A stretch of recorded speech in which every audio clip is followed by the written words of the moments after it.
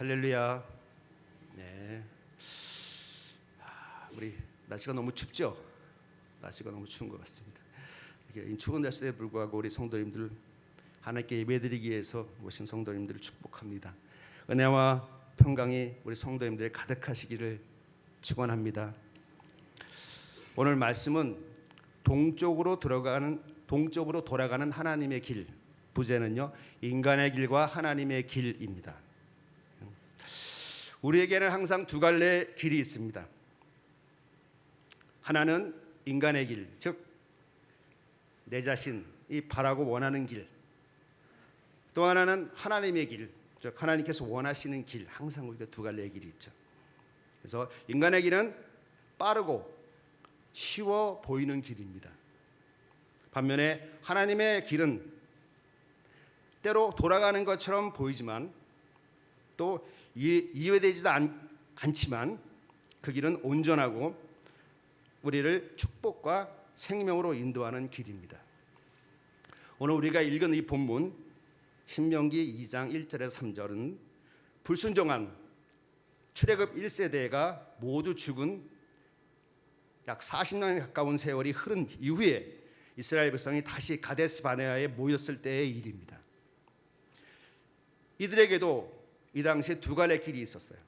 하나는 북쪽으로 가는 길, 즉 40년 전에 불순종으로 하나님의 명령을 거역하고 북쪽으로 가나안으로 곧장 들어갔다가 실패한 길. 또 하나는 동쪽으로 우회하는 길. 이 길은 하나님의 명령에 따라 에돔과 모압과 암몬과 충돌하지 않고 동쪽으로 멀리 돌아가는 먼 길이었어요.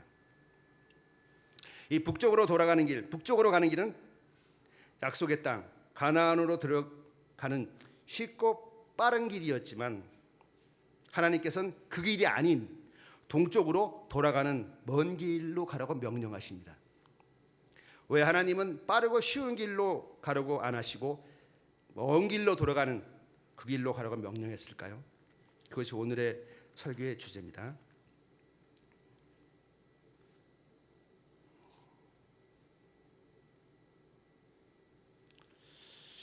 자, 먼저 출애굽 경로를 한번 우리 성도님들 아셔야 됩니다. 여기 출애굽기는 출애굽기, 레위기, 민수기, 신명기 이렇게 됐죠.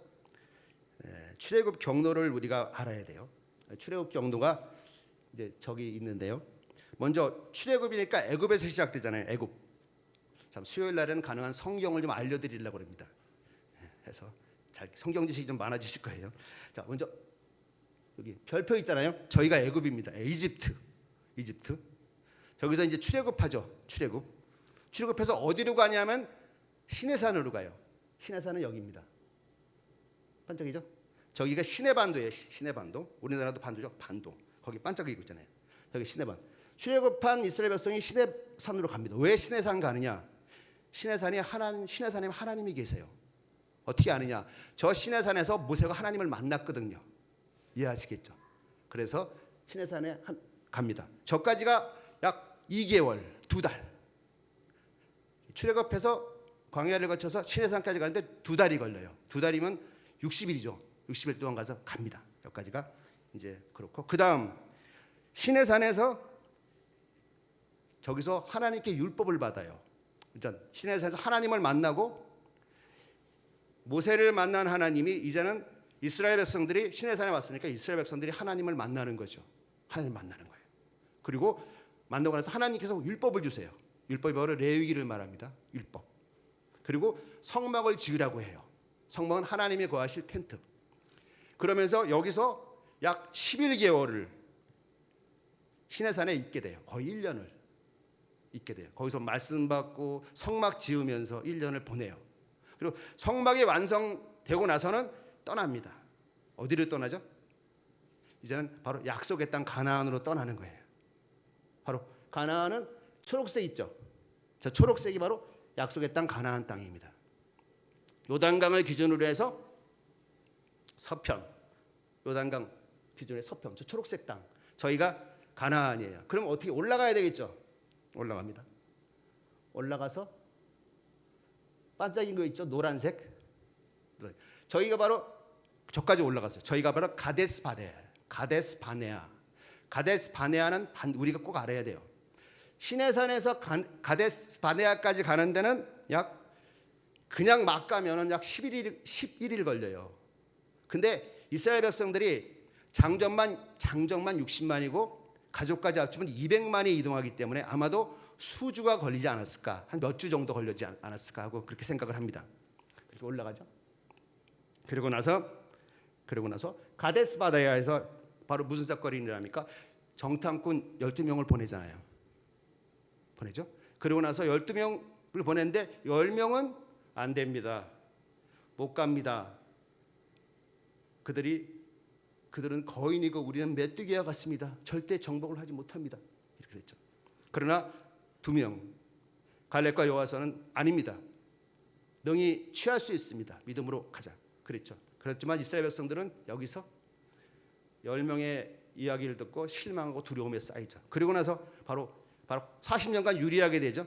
동그라미 있잖아요. 저게 바로 40년간 방황했다는 증거입니다. 그러니까 가데스 바네아를 중심으로 방황을 했어요. 왜냐하면 가데스 바네아가 물이 많은 곳이에요. 물이 많다 보니까 가데스 바네아를 중심으로 방황을 하게 됩니다. 그리고 나서 끝에 저 방황할 때 어떻게 되죠? 바로 출애굽 제1세대, 바로 하나님께 불순종하고 했던 그 원망하고 했던 그 출애굽 1세대가 다 죽어요. 40년 동안. 죽고 나서 다시 가데스 바네아에 모입니다. 그러니까 이제 출애굽 1세대가 다 죽었잖아요. 그러고 나서 출애굽 2세대, 즉 광야에서 태어난 세대가 새로 나와요. 40년 지났으니까. 그리고 나서 말씀이 바로 오늘 신명기 2장 1절에 3절 오늘 말씀이에요. 즉 징벌의 때는 다 지나가고 이제는 광야 40년이 거의 지나고 이제는 가나안 땅으로 올라가야 되는 그러한 때입니다. 바로 그 포인트가 바로 신명기 2장 1절에 3절 그 말씀이에요. 자, 이때 화살표는 뭐죠? 북쪽. 그게 뭐예요? 바로 가나안 땅이 바로 코앞이잖아요. 가데스 바네아 위가 바로 가나안 땅이니까 곧장 가면 가나안 땅으로 갈 수 있잖아요. 가깝잖아요. 저게 북쪽입니다. 북쪽. 저게 인간의 길이에요. 우리가 생각하기에는 가까워요. 바로 위인데 올라가면 되는데. 근데 저 길은 바로 40년 전에 실패했던 길이기도 해요. 그렇지만 다시 올라가면 바로 위니까 올라가면 되잖아요. 근데 하나님께서는 절로 가라고 말씀하지 않으세요. 오히려 빨간색 돌아가는 거. 곧장 올라가지 말고 동쪽으로 돌아가라. 돌면서 에돔, 그 다음에 모압, 그 다음 암몬은 친척이잖아요. 에돔은 에서의 후손이고, 그 다음에 모압과 암몬은 또 룻의 후손이잖아요. 그래서 거기랑 싸우지 말고 돌아서 더 멀리 돌아서 가라 하고 명령을 내리세요. 그래서 저 가데스 바네아부터 쭉 돌아가지고 곧장 못 가고 돌아가지고 이렇게 해서 이렇게 돌아도 또 곧장 돌지 않고 거기 보면 뒤에 보면 에시온 게벨이라고 하거든요. 에시온 게벨이 저기예요. 그럼 쭉 내려왔다가 다시 올라가요.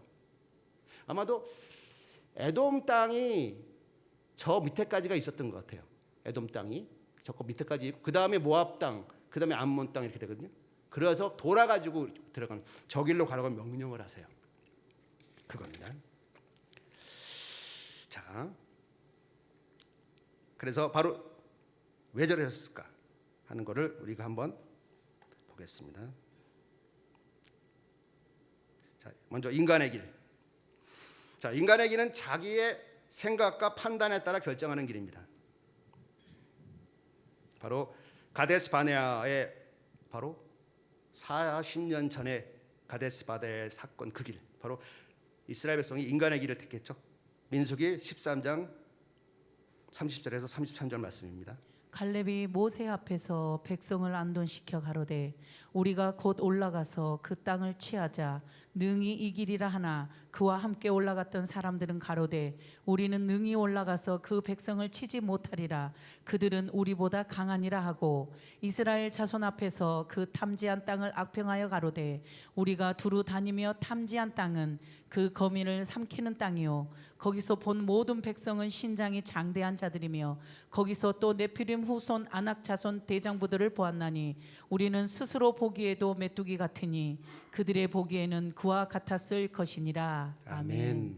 40년 전에 시내산을 떠난 이스라엘 백성들이 바로 가나안 땅 남쪽 끝에 가데스 바네아에서 바로 정탐하고 나서의 일이죠. 이스라엘 백성들은 정탐꾼의 보고를 듣고 두려움에 빠집니다. 그래서 이스라엘 백성들은 밤새 울며 모세와 아론을 원망합니다. 민수기 14장 1절에 4절 말씀입니다. 온 회중이 소리 높여 부르짖으며 밤새도록 백성이 곡하였더라. 이스라엘 자손이 다 모세와 아론을 원망하며 온 회중이 그들에게 가로되 우리가 애굽 땅에서 죽었거나 이 광야에서 죽었다면 좋았을 것을 어찌하여 여호와가 우리를 그 땅으로 인도하여 칼에 망하게 하려는고 우리 처자가 사로잡히리니 애굽으로 돌아가는 것이 낫지 아니하랴. 이제 서로 말하되 우리가 한 장관을 세우고 애굽으로 돌아가자 하매. 아멘. 바로 정탐꾼의 보고를 들은 이스라엘 백성들은 밤새 울고 모세와 아론을 원망하고 나중에는 지도자를 세워서 애굽으로 돌아가자 하고 이렇게 바로 40년 전의 이야기입니다. 이를 본 하나님께서는 바로 이스라엘 백성들의 불신앙에 분노하시면서 심판을 선언하십니다. 민수기 14장 11절에서 12절 말씀입니다. 여호와께서 모세에게 이르시되 이 백성이 어느 때까지 나를 멸하시겠느냐. 내가 그들 중에 모든 이적을 행한 것도 생각하지 아니하고 어느 때까지 나를 믿지 않겠느냐. 내가 전염병으로 그들을 쳐서 멸하고 너로 그들보다 크고 강한 나라를 이루게 하리라. 아멘. 하나님께서는 이스라엘 백성의 불신 세대, 즉 출애굽 1세대, 이 당시에 60세, 이 당시에 20세 이상의 사람들, 이 사람들이 약속의 땅에 들어가지 못하고 이 사람들이 광야에서 40년간 방황하다가 죽을 것이라고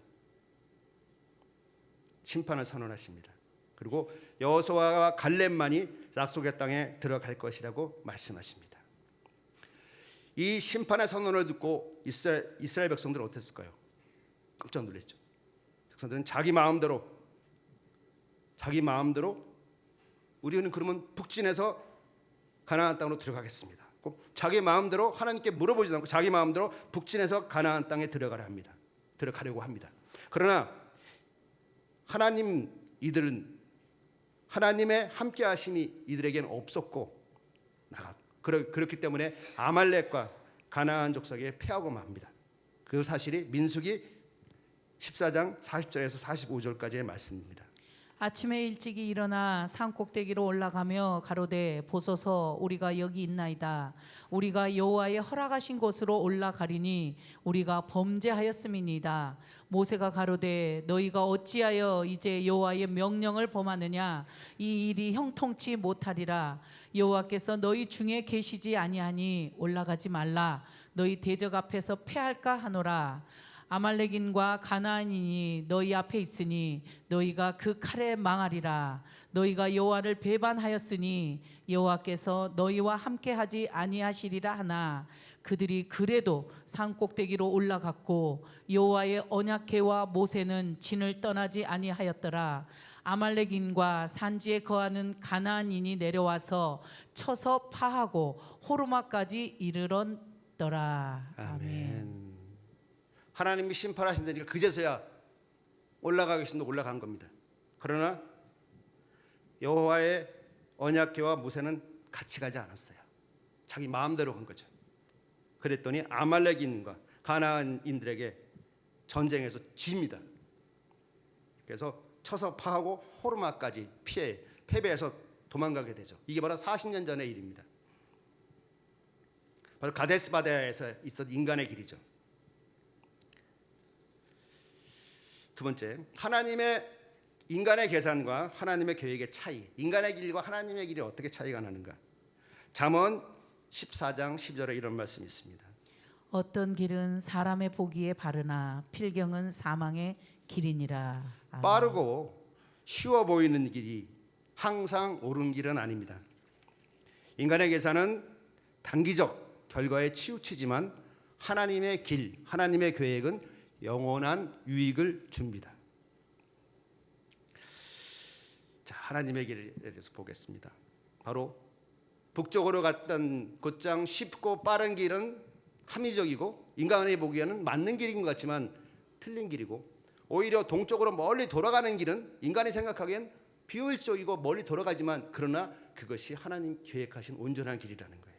먼저 하나님의 길은 첫 번째 광야의 길입니다. 광야의 길. 광야의 길. 먹을 것 많지 않고 만나 먹어야 되고 물 충분하지 않고 광야는 반사막이거든요. 바로 이 광야의 길이에요. 바로 이 광야의 길을 통해서 이스라엘 백성은 가나안에 들어가는 그것보다 이스라엘 백성들이 바로 믿음, 순종을 훈련하는 그러한 시간을 갖는 겁니다. 즉 성결의 시간을 갖는 겁니다. 하나님은 이스라엘 백성을 동쪽으로 돌아가게 하심으로 이스라엘 백성의 믿음과 순종 훈련을 시켰습니다. 훈련돼야 돼요. 우리가 천국에 가기 위해서는 예수님의 예복을 입어야 된다 그랬죠. 성결해야 합니다. 네, 이 바로 이게 믿음과 순종의 훈련의 시간을 가져야 돼요. 교회를 10년, 20년, 30년 다녀도 말씀을 모르고 그냥 다니면 안 됩니다. 말씀을 정확히 알고 순종과 믿음의 훈련을 통해서 성결의 시간을 가져야 된다는 거죠. 신명기 8장 2절에 이런 말씀이 있습니다.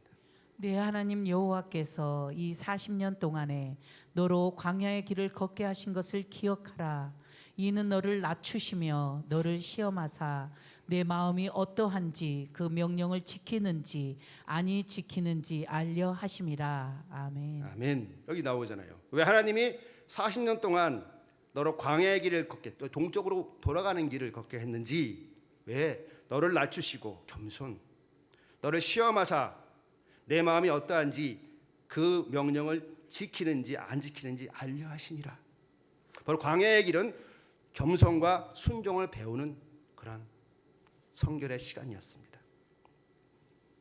두 번째, 하나님의 길은 하나님의 길을 가면은 그곳 하나님의 공급과 하나님의 보호하심이 있다는 거예요. 신명기 2장 7절 말씀입니다. 내 하나님 여호와가 너의 하는 모든 일에 내게 복을 주고 내가 이 큰 광야에 두루 행함을 알고 내 하나님 여호와가 이 40년 동안을 너와 함께 하였으므로 내게 부족함이 없었느니라 하셨다. 하라 하시기로. 아멘. 아멘. 내 하나님 여호와가 이 40년 동안 너와 함께 하였으므로 내게 부족함이 없었느니라. 하나님은 광야에서 만나와 물을 주시며 백성들을 전적으로 돌보셨습니다. 광야는 힘들고 척박한 땅이지만 그렇기 때문에 하나님이 돌보시는 땅이라는 거예요. 하나님의 돌보심을 체험할 수 있는 땅이라는 겁니다. 돌아가는 길은 광야지만 그 길에서 하나님의 임재와 하나님의 공급의 축복이 있는 것이 바로 그것입니다.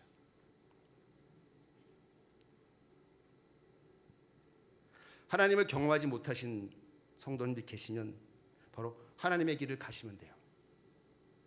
하나님의 길을 가시면 하나님의 공급과 하나님의 임재를 경험할 수 있게 됩니다. 세 번째, 하나님의 길은 동쪽에서 얻은 첫 번째 승리라는 거예요. 북쪽으로 곧장 갔으면 가나안만 얻는데 동쪽으로 돌아갔기 때문에 뭐를 더 얻죠?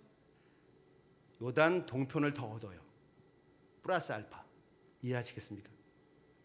동쪽에서는 첫 번째 승리다. 이스라엘 백성은 동쪽으로 돌아가는 길에서 요단 동편에서 아모리 왕 시온과 싸워서 이기고 그래서 땅을 얻게 되고 바산 왕 오그랑 싸워서 땅을 얻게 돼요. 요단 동편을 얻게 됩니다.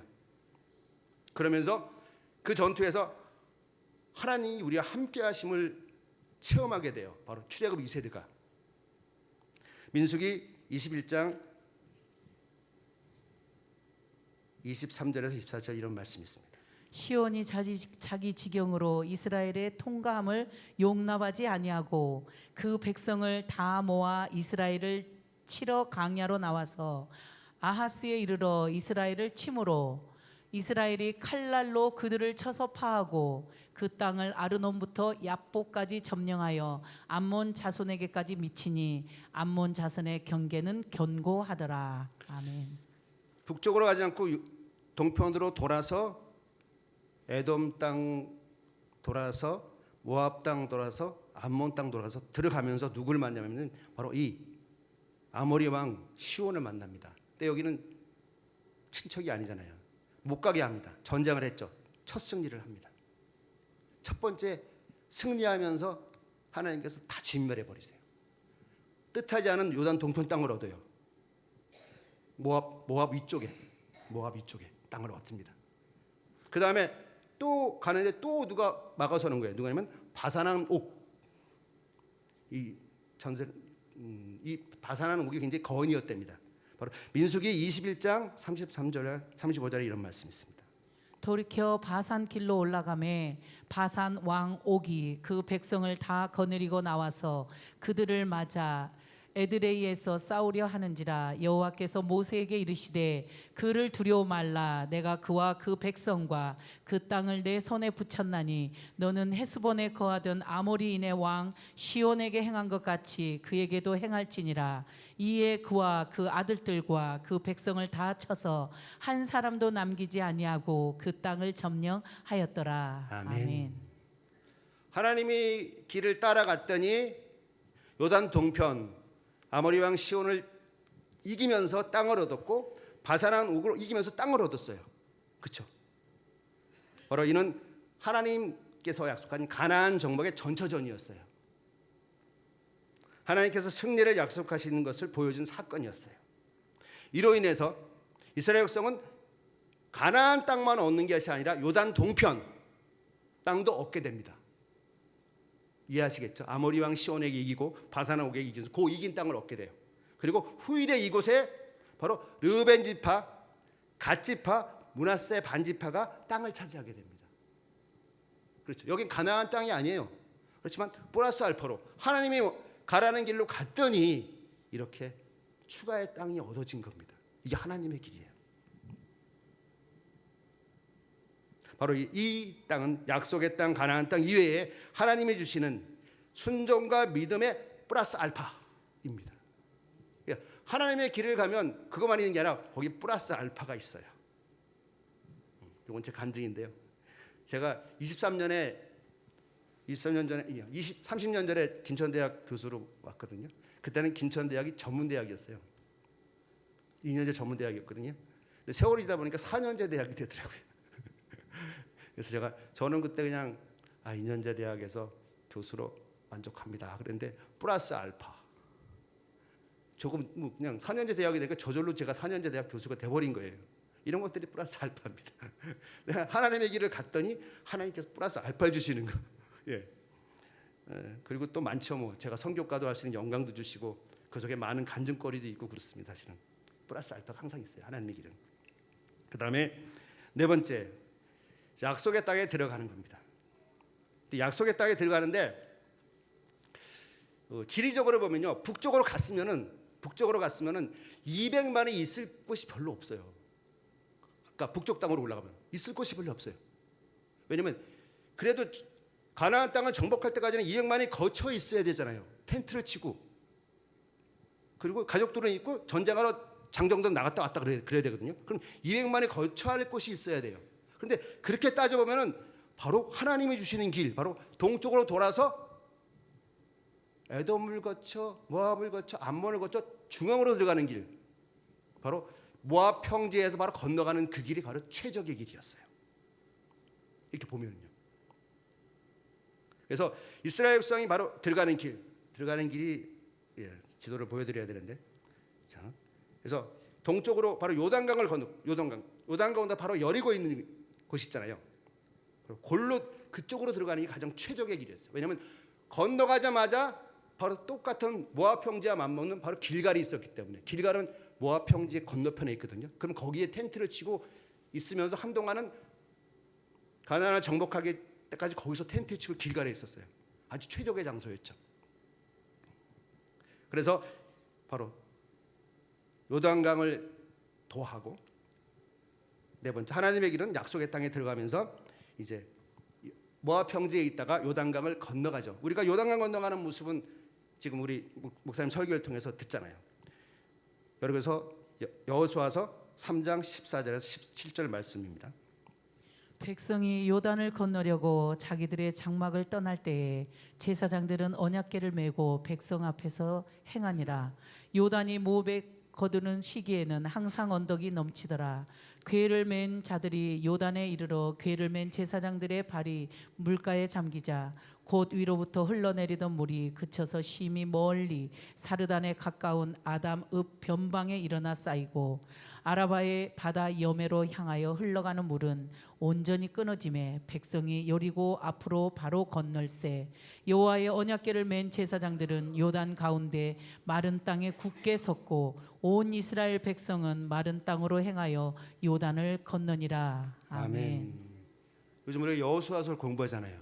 이 요단강이 갈라지는 겁니다. 홍해가 갈라진 것처럼 똑같이 하나님이 가라는 길로 갔더니 출애굽 2세대는 홍해를 경험하지 못했어요. 출애굽 1세대가 경험했고 2세대는 그런 걸 몰랐어요. 그러나 갔더니 출애굽 2세대도 동일하게 홍해가 갈라졌던 그처럼 요단강이 쫙 갈라지는 거예요. 이러한 기적을 체험하게 되죠. 바로 요단 가운데 마른 땅에 굳게 서고 온 이스라엘 백성이 마른 땅으로 행하여 요단을 건넜더라.